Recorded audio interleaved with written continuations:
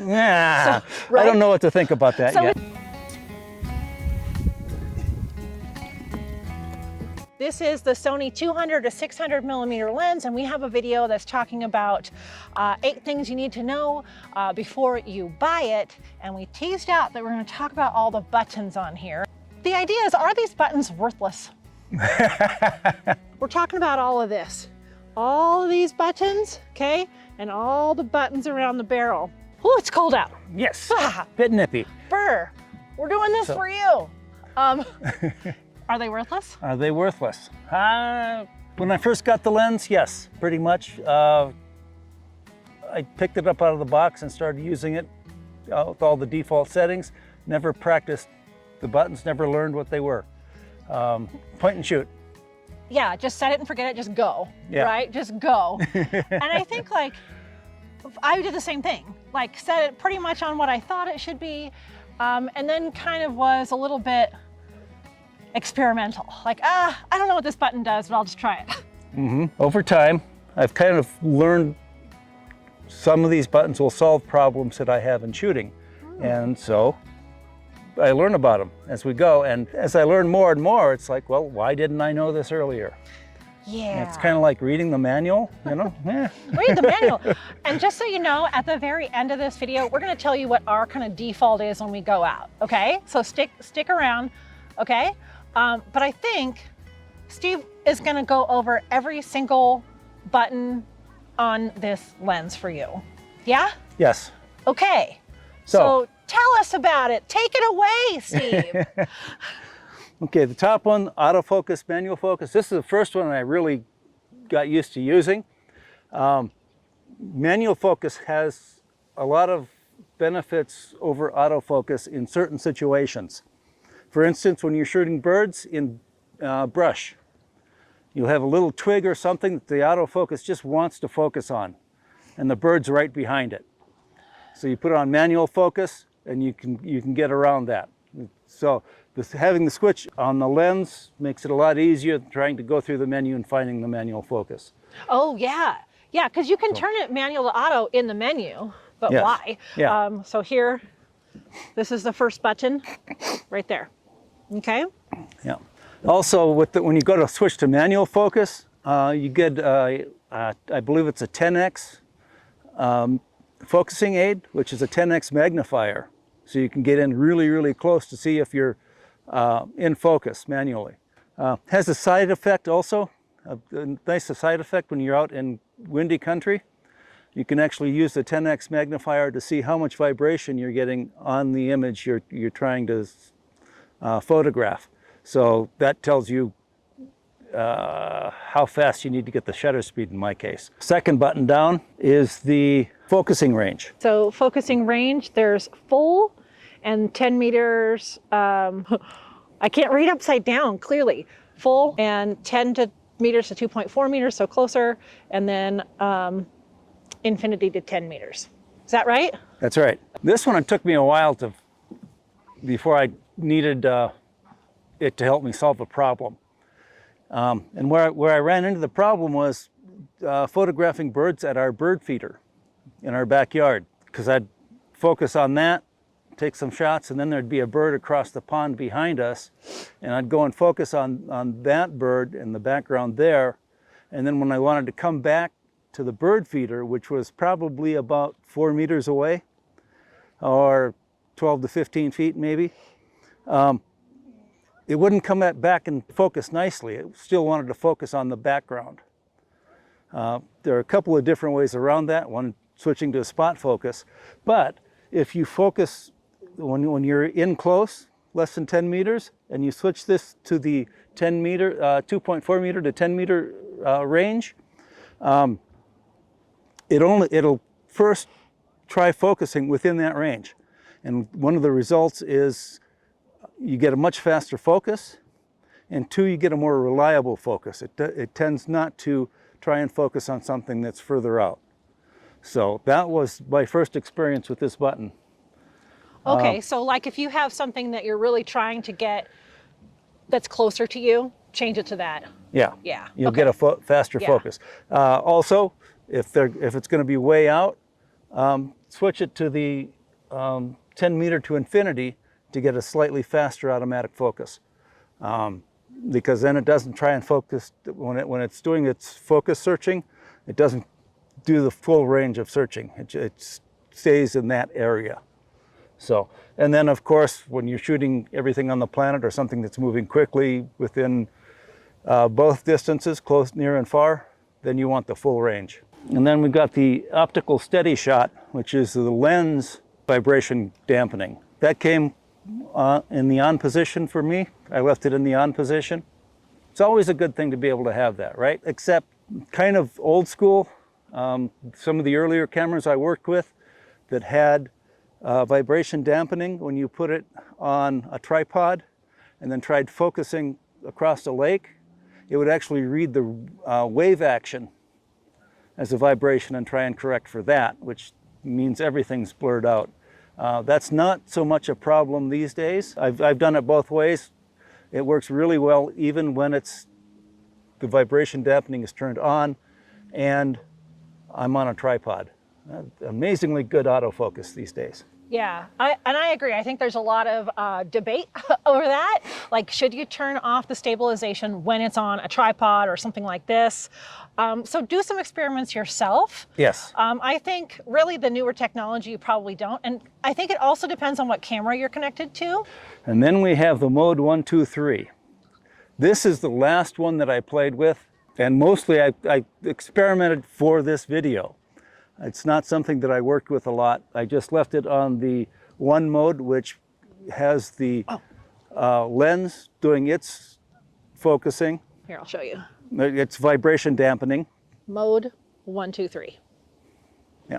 So generally I've left it until recently on the number 1, which has basically full dampening for the camera and the lens, which is, I thought that's what I would always want. Recently, however, in fact, for this video, I started experimenting with the 2 and the 3. The number 2 is when you're panning, okay? And what it does then is it does not do vibration dampening in the horizontal. And the rationale for this is it's not trying to correct for your panning, okay? And that allows you for a much nicer panning experience, much sharper, and much faster focusing. A hawk just landed in that tree. Oops. Oh, go, carry on. And actually, you can see this through the viewfinder as you're panning. If you're doing a handhold pan, which, you know, watching geese come in low on the lake or deer bouncing across the field, in video especially, you can see the difference between the 1 and the 2. The 2 is a much smoother pan. Now the number 3 is really the interesting one. That is particularly for action shots. And what it does is if I understand correctly, it turns off the sensor vibration dampening because that's a physical action. And if you're doing a lot of activity in a lot of different directions, following action, seagulls feeding is another good one. There's a lot of processing that goes into trying to match all of that activity. And so what it does is it stops the physical dampening of the sensor and then and does all of the dampening with software. I think that's the way it works. The net result is that you have a lot more processing power into the software dampening that gives you a smoother motion throughout your full range of motion. Now, the problem with that is you do not see that in the viewfinder. It'll show up in your video. So you're like this. Yeah. You feel like that, right? But your viewfinder is still going to be joggling. In the viewfinder, it's still going to be bouncing all over the place. So it gets really weird and difficult. I find it difficult to track like seagulls because I'm expecting the smoother action from the 1s and the 2s, and I'm not getting that in the number 3 mode. It does show up when I'm taking action shots. It shows up in the shot, but not in the viewfinder, which is Yeah, right? I don't know what to think about that So yet. it's working. It's actually doing it for your final image, but you can't tell it on the screen or the inside screen. Yeah. Right, in the viewfinder. The viewfinder, yes. The EVF. So my explanation for that could be entirely wrong, but that's how I understand it at this point. Oh, the hawk just left. Sorry. Okay. It's disturbing out here. Okay, we got one more thing, Okay, right? one more. And this is the fun button. This is cool. This is cool. This is cool. There's a menu setting that you can go in and customize what these buttons do, what this button does. Let me give you a close-up. So it has all these buttons, right? There's the other one. There's the other one. We got 1, 2, 3 around the barrel. And this can be customized to whatever setting you want. Literally, you can set it to any setting that you can find in the menu. You can change this button to that. Just like the other buttons on a Sony camera, you can. Yeah, the other program all programmable of these, buttons, right? custom So it's buttons. like that. Yeah, and you've got settings for still shots, for video. I think there's another one. I'm not quite sure what it's for, but you can go in, you can set it, and this is going to be dependent on the camera that you own. For the A7R4, the automatic mode is autofocus. You've got this, when you hit the button, it toggles between autofocus and it'll hold the focus. So you can toggle back and forth depending on what you're doing. Ooh, that is cool. Yeah, one of the things that I like to do with it is on the manual focus, the 10x view, I can set that so that it comes up with that button, so I can actually double check my focus to see if I'm really tight or not on the focus, or if I'm focused on the branch right next to the bird. So that's nice. Another place that I'm starting to use it more and more is in catching flying birds, because I can set the focus area using this button. It'll pop up the focus area settings, and I can select the one that I want. So for instance, for birds, where I've got the tracking autofocus when they're in flight in the sky, and then they fly in front of a bunch of trees or something else that's really noisy, I tend to lose the tracking on those birds. And so I can switch to a more static focus and catch the focus on just the bird again and hold the focus that way. That's cool. So yeah. That is super cool. Yeah, the more I learn about the customizable programming, gives me more and more validity in thinking about how I plan photo shoots. I just want to go back and answer one quick question though. Okay. When you program these buttons on the lens, all 3 are the same. Yes. You can't program them 3 separately. So yeah. I just wanted to list that and as a this is caveat. because you never know if you're shooting horizontal, vertical, how you're holding it. Yeah. So sorry. I just wanted to make sure people knew that. It would be cool if every button you can have something else, I guess.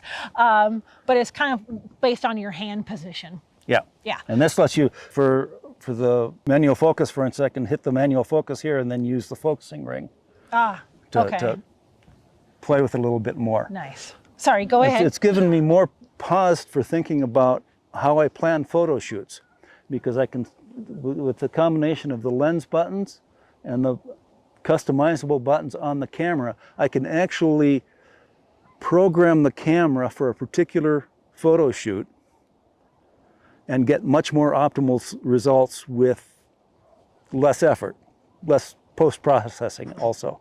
So my cheeks are starting to get a little... I know, it's so cold out here right now. Oh my gosh. So give me like an example of an extreme change that you would make. Like today we're back out here at this location to see there's thousands of geese that come in. And so we're waiting for them. How would you program this different than like if we're just watching bald eagles fish? For here, I'd probably do the same, both of them, because the thing for me is losing the tracking when I'm getting trees behind the bird. That's how I would set up this this main button. Now, going into the woods, into forests, and looking for birds in the brush, then I want to be able to switch between automatic and manual focus really quickly. And here I can switch and then do my focusing. And what about like these modes, mode 1, 2, 3? Mode 1, 2, 3? Because I'm thinking like bald eagles, they kind of glide in and then they, yeah, you know. That would so be... mode 2 would be really great for that side-to-side tracking. Yeah. Yeah, and then when we're out here with the chaos of all the geese. You'll see that video soon too. Yeah, then that could be 1 or 3. So, yeah. You know, kind of all that said, I love the idea of pre-planning what you think you're going to shoot. If you kind of know, we kind of sometimes just go out and see what we can see. Yep. But there are days like today that we know we're going to see thousands of geese come in, and there's going to be snow geese in there and some other things. So we can set it up particular for that. Or if we're going out to see the elk, we can set it up particular for that. Landscape mode. He does do landscapes with this big lens. So we can fiddle with all of these buttons specifically for that. Mm-hmm. That is super cool. So another change for me, I'll have the focal range. When I'm sitting in the backyard over coffee in the morning and shooting birds at the bird feeder, I'll actually switch that to the 2.4 to 10 meter mode. It's a little bit faster focus, and I don't have to worry about getting the focus locked on something on the other side of the lake. So I think though, like my default, I'll start. Okay. My default, because I'm a little more chaotic in my photo style. I'll if I see an owl, I'll do that, and then I might see a pretty flower. Like, I'm kind of chaotic. So when I go out, I have a default. I have my settings on a default actually, but we're not going to talk about that. My camera settings, but on my lens, it's always autofocus. I have it on full range, steady shot on, because I almost always hand hold. Oh my gosh, the sun's coming out. And I have it on mode 1. I very rarely remember to go to mode 2 for panning. I'm going to try to think about that a lot more often now. And then I don't have anything really right now I'm programming these for. I think I'm going to make another video with a monitor that you can see how I'm programming it, that will go into that in depth. So all the different buttons on your camera, how you can do that. I have a way to show you that. And then I will change them when we go out to a scene. Unless, like Steve said, I kind of know what we're going out for. How about you, Steve? Okay, generally pretty much autofocus. I'm using more and more leaving it on the 10 meter to infinity focal range. I tend to leave the camera set up with the 200 to 600 millimeter, looking for the long shots that just happen to show up. Mm-hmm. Even when I go to work, I've got this camera in my car looking for that one fantastic shot when you wish you would have had the camera. Yes. So steady shot on in the number 1 mode again. So we're really similar. Yeah. Yeah. Do you use these very often? A little bit? I am using these much more now. Yeah. The main default setting for me is focal area. Yeah, I like that so idea. I've got tracking versus not tracking. I'm going to try that. Still the expanded focal area, but those two, again, so I can switch back and forth depending on what type of background my target is in. So those are our defaults. His and mine are very similar. We do, obviously, this lens is excellent for bird photography. So a lot of this, we talk about bird photography in particular, but all kinds of different wildlife. You can set this up if you know you're going to see something terrestrial versus airborne, things like that. Or something that's more still. If you want to put it on that manual mode, manual focus, you can do that right here on the lens instead of in your menu system, which we all know is difficult to get through on a Sony. So that's a deep dive into the buttons. Thank you, Steve. Yay. Yep. Yeah, you're welcome. And then I'll do a future video on actually programming these, and you can see it through my EVF, which is cool. And we're just going to wait for a couple thousand geese to fly in here any minute. Yeah, I don't know if they're going to make it today. We'll see. We'll see. Make sure that you're subscribed and like this so you can see all of our cool camera and photography videos in Colorado and beyond. As a reminder, I'm Monique. Steve. Yeah, so we're going to go now. Yep. Okay. All right. See ya. Bye. Bye. I was going to do that. We're going to do that. Are these buttons worthless? right? Mm-hmm. And Duke's like, Look at the camera. Could do a like not sure face.